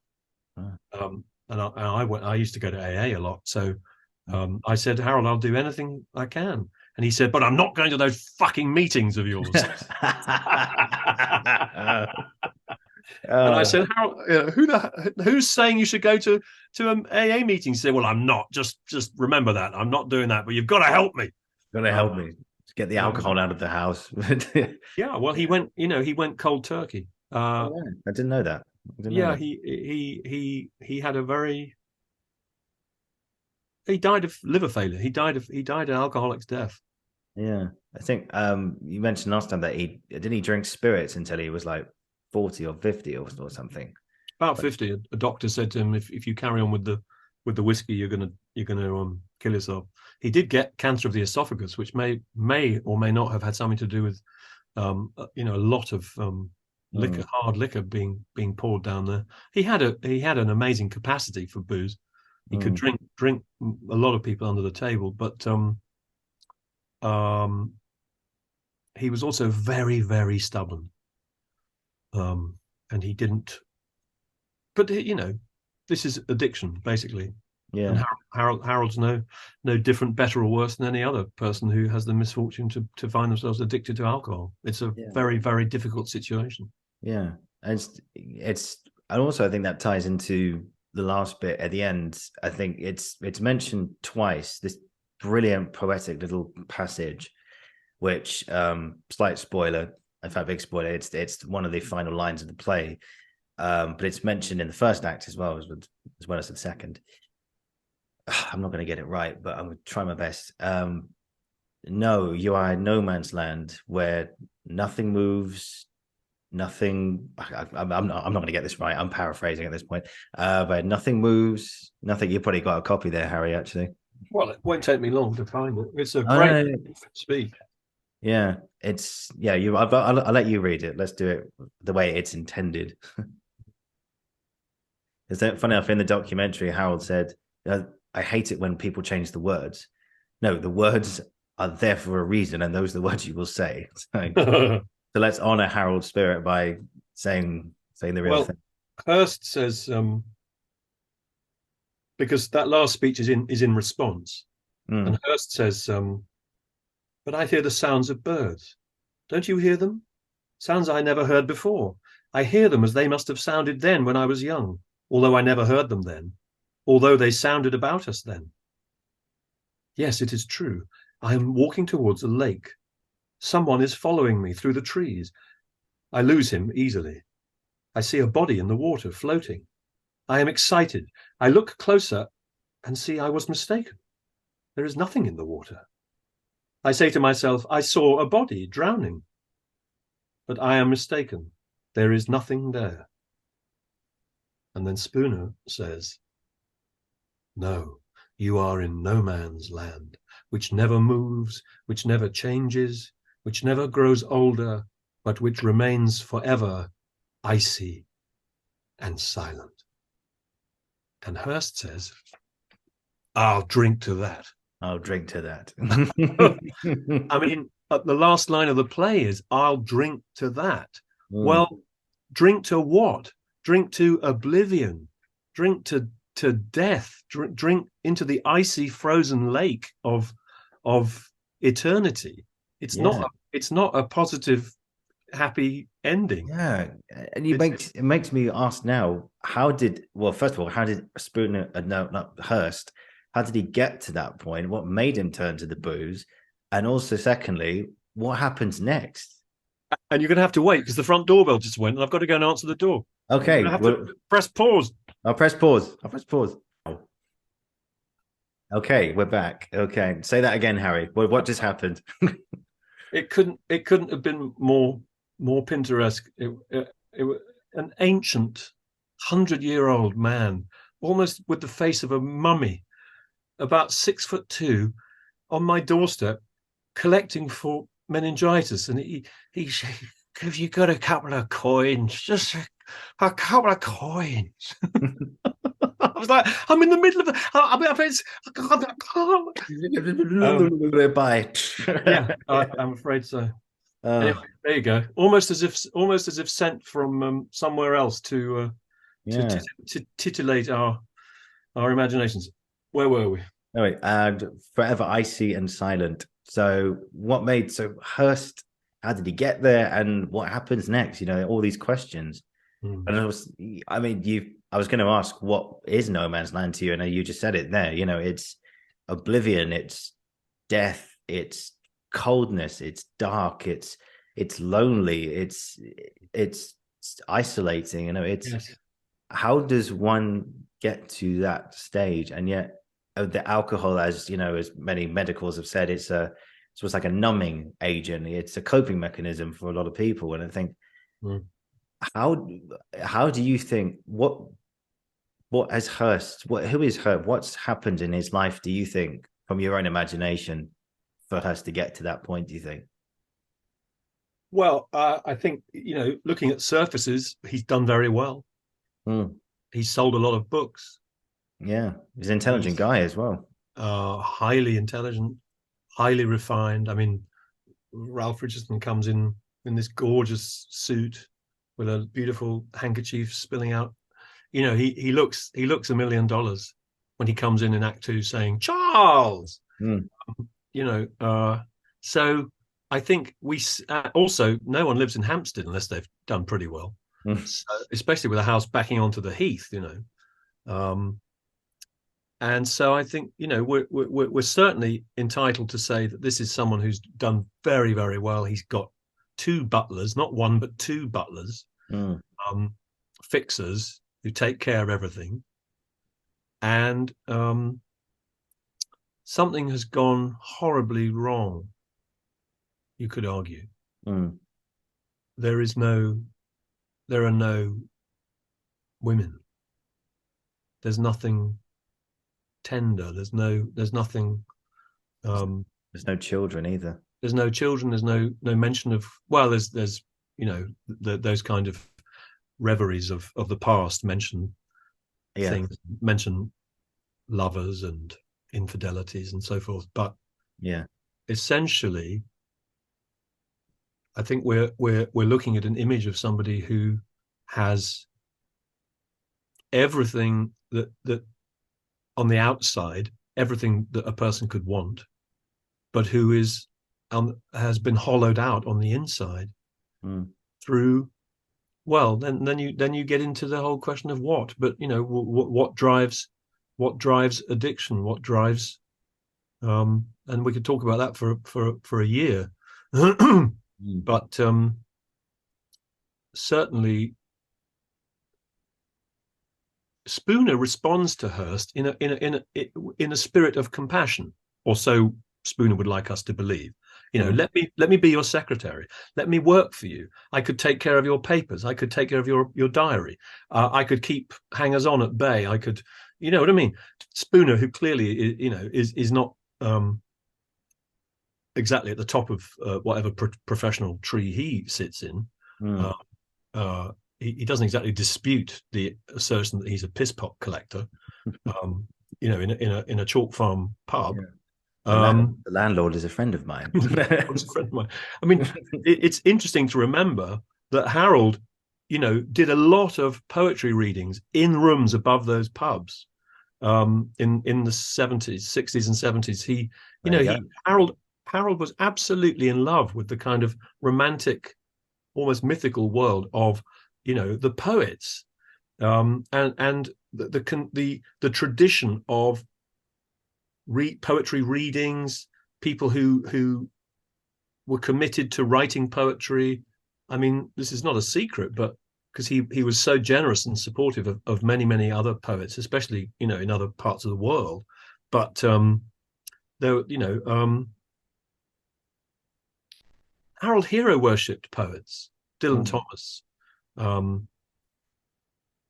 He went around the all-day drinking clubs in Soho, places like Muriel's, these mythical places where people just in basements in Soho, and he would go up to these. There was particularly a famous Scottish poet called W.S. Graham, who Harold hero worshipped. And he found him, at the age of 18, Harold had memorized this guy's face and went into one of these bars, and there was W.S. Graham. And Harold went up to him and said, I just want to tell you how much I admire your poetry. And W.S. Graham said, why don't you piss off? So Harold's writing, when he's writing about Spooner and the world of Chalk Farm and poetry readings and rooms above pubs and landlords, Harold knows what he's talking about because he was part of that world. He loved that world. And discussions of poetry, and a room full of writers sharing their imaginations. To Harold, that was a great brotherhood to be part of. He gave a lot of money to people. In fact, he gave a lot of money to W.S. Graham, because W.S. Graham ended up living in Cornwall, penniless, and Harold rescued that guy from obscurity. He would send him a check almost every month for £1,000, so that W.S. Graham could go on writing poetry and come to London and do recitals. So that's not Harold imagining something. It's Harold reporting from the front about what it's like to be around those people. Spooner is a kind of probably an amalgam of various real people that Harold would have met. So I don't know where I'm going with that, except that like a lot of things in Pinter's plays, there is a basis in reality, a lived reality that his imagination then runs riot with. It's incredible. It's incredible. And I just try to think, what else is there about this play? Because there's so much. There's the fact it's set in Hampsted Heath, and there's commentary of what that means, and what's that, why Hampsted Heath, why specifically that location and everything. Oh, did you have a theory on that? Well, it's very near Chalk Farm. Yeah. A lot of literary people live in Hampstead. Stuff goes on Hampsted Heath that some of those literary people might enjoy and participate in. It's just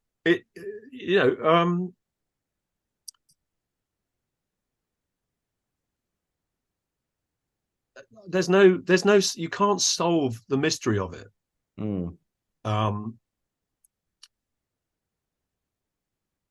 Most academics go in for these quite abstracted analyses of these plays, and 9 times out of 10 they miss the point. A lot of the time Harold is just having the time of his life. He's loving it, writing down the next crazy thing that comes into his head. I mean, that's oversimplifying, but I mean, true. Henry told me when they were when Harold was writing The Birthday Party, and that fantastic interrogation scene when Stanley is being bombarded by McCann and Goldberg with this relentless barrage, and the amazing, hilarious combinations of religion, cricket, catering, terrible jokes like no society would touch you, not even a building society. I mean, that's a terrible joke, but it finds its way in there, in amongst things like who watered the wicket at Melbourne, you verminate the sheet of your birth, you abominate womankind. And Henry told me that he and Harold were just rolling around the floor laughing. And Henry would go, "Oh, I've got one, the blessed Oliver Plunkett," and they would just fall about laughing. and Harold would be like, "Right, that's going in, that's going in, that's going in." Do you know what I mean? It's like the anarchic spirit. I mean, something that just sprung into my mind is Harold and Peter Cook were good mates. And Peter Cook was the spirit of 60s anarchy, anti-establishment, ripping the piss out of people like Harold Macmillan and whatnot. They just were having a laugh at the expense of people's expectations of what a playwright should be, and the critics' expectations of the sort of thing that is befitting the West End stage. They just thought, fuck all that to hell. Just we'll write what we fucking well want. Thank you very much. And thank God he did. You will not. I mean, Harold's great thing is you will not define me. I will not be defined as the absurdist, the Jewish playwright. All through the 60s, the Daily Mail called Harold the Jewish playwright. Yeah. I mean, it wound him up, I don't doubt.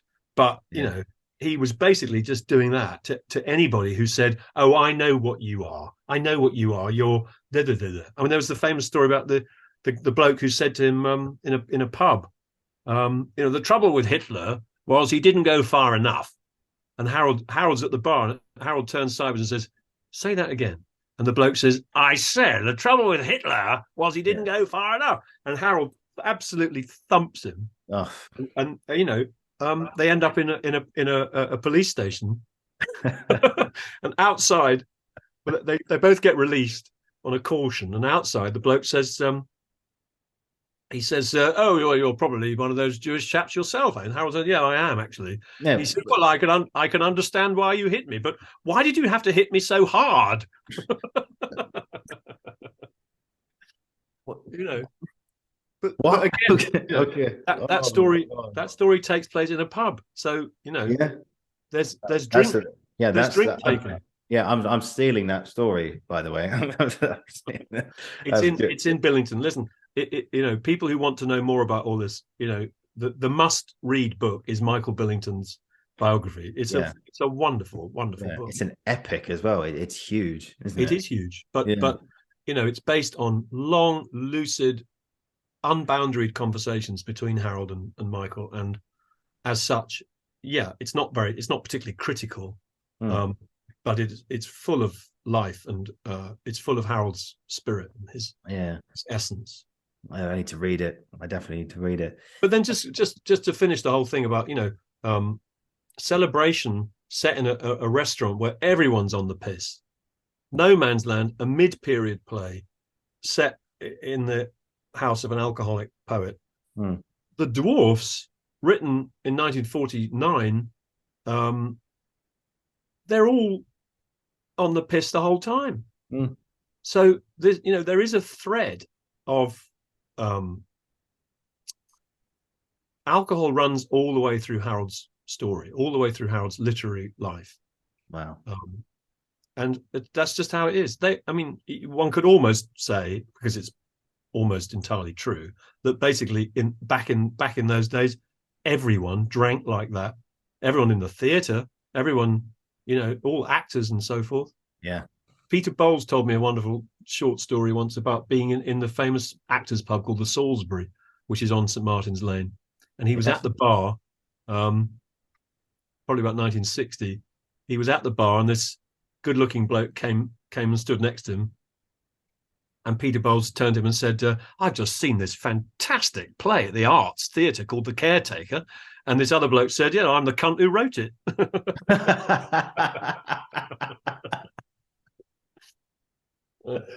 Oh my God, that was fantastic. Wow, Harry, I could talk to you all day about this. I'd love this conversation to keep going, but time will prevent us from doing so.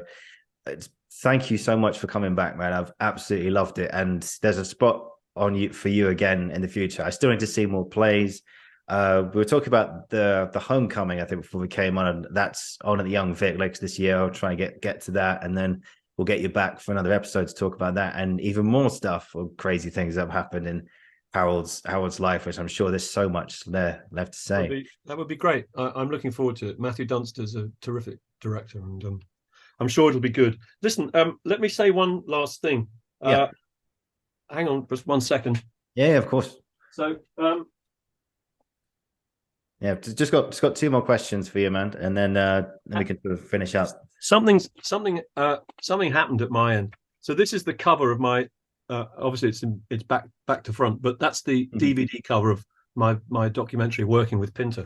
But the people who sell it, people who published it, the company, have decided that they don't want to sell DVDs anymore. Consequently, they've sent me a stack of DVDs, which have got not only the documentary on it, but also a long interview with Harold that I did, that most of which wasn't in the film.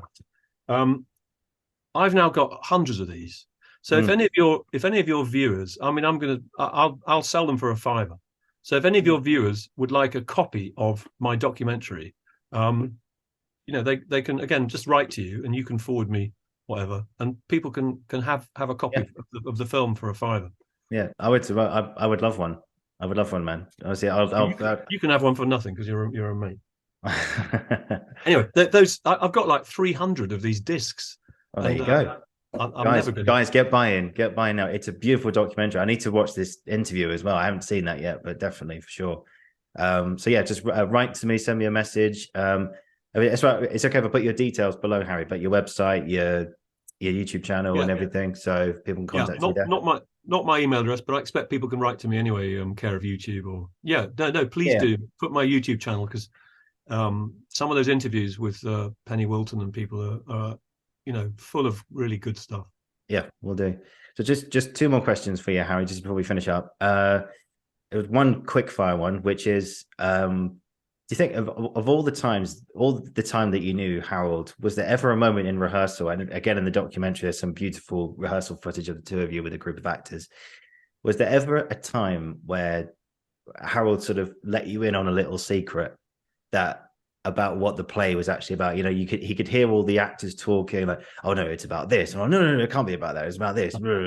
And was there ever a time where you just went up to him and said, Harold, what is this play about? And there's been that one time he's just whispered in your ear, this is what it's about. Well, Harold loved actors, absolutely loved actors. So if there was something that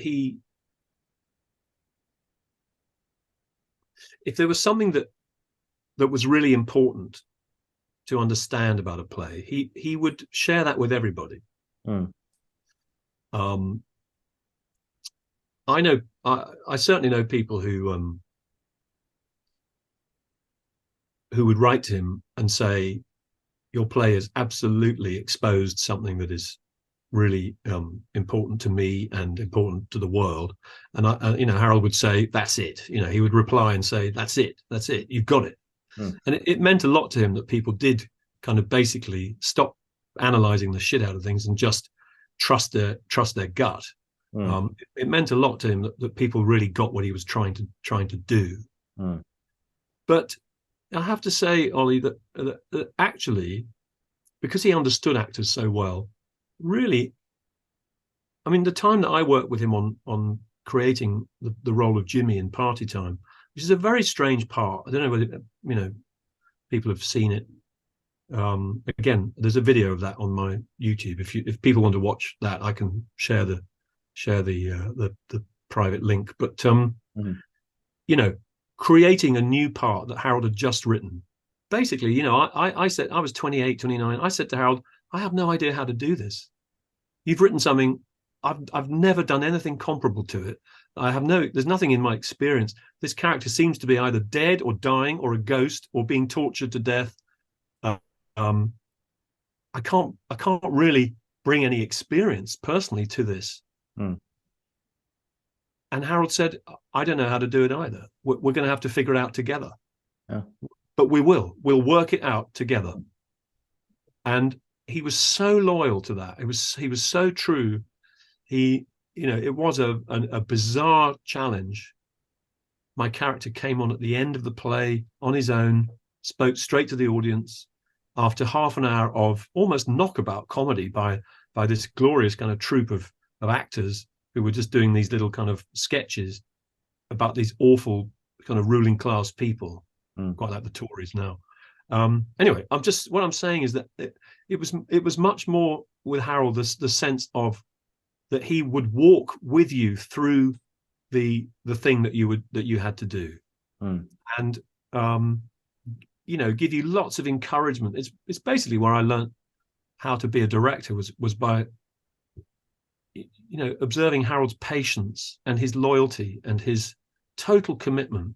He will get you where you need to go. He doesn't know how. He doesn't know how we're going to do it, but there's that great trust in the process, or the creative process, but also the process of rehearsal. That on day one, you have no idea how you're going to feel on day 21. No, and you look back and you go, how is that even possible? That we've arrived here when we were absolutely pig ignorant Yeah. and clueless, and yet, and Harold would say, in my own way, I'm as ignorant as you are, but he would give you what clues he could. But he wasn't one for going. He wasn't one for going. Kind of between you and me. The butler did it. He wasn't. He wasn't. He wasn't that guy. Because if it was important for you to know that, then it was important for everyone to know that. Okay.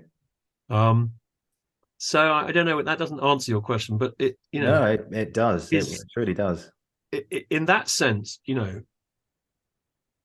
I've been lamenting the absence of authority in our profession, in our industry. But Harold was a king. He was a king. Yeah. In the same way that Gielgud and Richardson and Olivier were kings. Yeah. His royalty. But he took that leadership role very, very seriously. And his belief in you was total. His commitment and belief in you would get you there, would get you over the line. And great patience too. Actors need to get it wrong a lot before they start finding the gold. And that's given. I don't know any good actor who doesn't have to flounder in their own, misery before hitting the jackpot. You have to go through that. Harold knew that. He understood that. So you always felt you had this caring, concerned arm around your shoulder, walking with you. And that's what I've tried to take on as a director myself, and hopefully model for other people, because actors are wonderful, wonderful people, and they do something pretty hair-raising, and they need a lot of love and support to get there, and then they can fly, and then the director can say, "You've done it, you've got it, it's yours," and walk away. Exactly. Fantastic. And one final question for you, Harry, today before we just finish is, I'm sure there's probably many, many stories that could possibly answer this question, but if you could if there's one that really stuck with you, then please do tell me every detail. And that question is, what's been an experience in your career, or experiences you've had in your career, that you'll never, ever forget? What, in or out of Pinterland?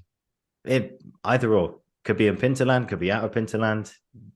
Anything, experience, or more than one time that you've had that you'll always remember? Well,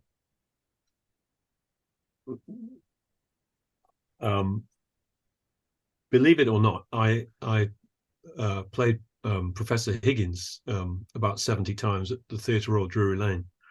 And, in Trevor Nunn's wonderful production, I was what's called walking cover, which is not the understudy. There is an understudy in the cast, but I was prepared, rehearsed, and ready if Alex Jennings or Anthony Andrews needed a holiday, or as happened, Anthony Andrews got very sick and I had to take over.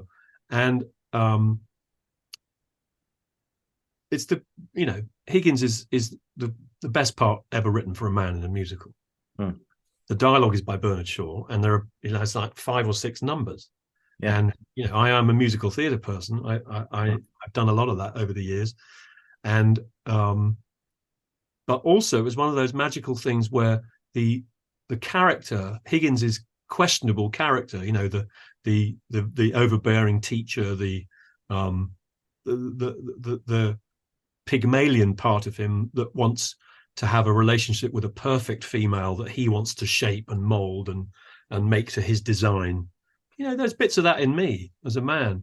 And so it was one of those magical things that, it was a part that I found I could play pretty, not easily, but it was a good fit. I mean, Alex Jennings was off the charts good. He was wonderful. But when I played Higgins, the audience didn't mind that Alex wasn't on. They let me know, and the orchestra let me know too, because I would do it about 15 minutes quicker than Alex, and that meant the band could get to the pub sooner. So they would, when I took my curtain call, the band were always like, "All right, Harry," because let's go get drunk. They're going to get an extra pint in. So that's one, my experience, and also acting opposite Joanna Riding. If she's ever listening, Joanna Riding, I adore you. And she was off the charts. It was the greatest experience I ever had in a musical. Great company. And although Trevor Nunn never even knew my name, It was a truly, truly great production. The other thing that comes to mind is after the first performance of The Dumbwaiter at Trafalgar Studios, and Harold stayed in his seat with his wife, and the audience left, and me and Lee Evans and Jason Isaacs and my wife. Well, certainly. No, funny enough, what happened was this. Jason and Lee were very slow coming out the dressing rooms. And Harold, Sonia Friedman suddenly said, I'm going to go and get them. She lost her patience. She's like, I'm going to go and get. Harold was like, where are the bloody actors? And Sonia said, I'll go and get them. And the minute she'd gone, Harold suddenly, in front of me and my wife and Antonia and a few others, Harold suddenly said, I just want you to know that this is the greatest production of this play, the most fully realized production of this play I have ever seen, and I have no notes. And, you know, I was just kind of, wow. My wife started crying, and I went into kind of shock because it was just so generous and whatnot. And then Sonia reappeared with the actors, and somebody obviously tipped her off because she whispered in my ear, have I missed something? At which point Harold kind of saw her do that. So now we were all there. Yeah. Lee and Jason and Sonia. And Harold said, Sonia, I think you may have been missing in action when I just said a few words about this production. So I'm going to say it again. And then he repeated every word of what he'd said. He said it all again. And then Sonia started crying, and Lee and Jason were like, "Oh my God, oh my God!" And it was an astonishing and wonderful, wonderful moment. So if you ask me things that from a 40-year career that stick in my mind, those two things spring to mind. I could have said a few others as well, but fantastic. You know, it's when you feel in your body the appreciation of the audience, the playwright. Your own body says you've done well, mate. You know, you can let go because whatever was asked of you, you've done it, and then to share that feeling with other people is just glorious, isn't it? Yeah. Glorious. And with the man himself as well, with Harold. I mean, I said this to you last time. It's just the fact that you've not only worked with him, but you knew him as a friend for so many years, and that's one thing I'm incredibly jealous of in yourself. And I just wish I could have had just 1 hour with the man, but you had many years. And that is why I made the documentary was to try and find a way to share with other people the incredible privilege that I had, and it was, part of my fate, the mysterious thing that we call fate of my life, was to meet Harold only a year or two after seeing No Man's Land as a 16-year-old. I met Harold through cricket and through being a cricketer, because Harold has a cricket club. He was chairman of the club when I was 18, and I'm chairman now. So I'm now doing what Harold did for Gaiety's Cricket Club. It was the most, knowing Harold and becoming not just colleagues with him, but also, there was a deep, deep bond of love and trust and loyalty between us. He essentially adopted me as his son. He told some of his closest friends that he regarded me as his son. How or why that became part of my fate, I do not know. But I've always felt, since I've been relatively grown up, that I had an obligation and a duty and a privilege to share in whatever way I can, because many, many actors feel that Harold has something to offer us that is rare and inspirational. And indeed, that is the case. He was incredibly generous, and he gave me more than I can really ever thank him for. So that's why I made that documentary. And if it gives people a flavor of what it was like to hang out with him and have his good faith and his belief in you. I mean, basically what he was really trying to say was, believe in yourself, I believe in you. Of course I fucking do. I've seen what you can do. But you have to believe in yourself too. Because I'm not a fucking tit to suck on. You've got to take that in and make it part of your own psychology, your own resilience, is to say, go to the mirror and say, you're all right, mate. You're doing okay. There are some good days and bad days, but whatever it is, you've got it. Believe in that. Believe in that. And that's for all of us. You know what I mean? Yeah, absolutely. Believe in that. Mm-hmm. Believe in it. Mm-hmm.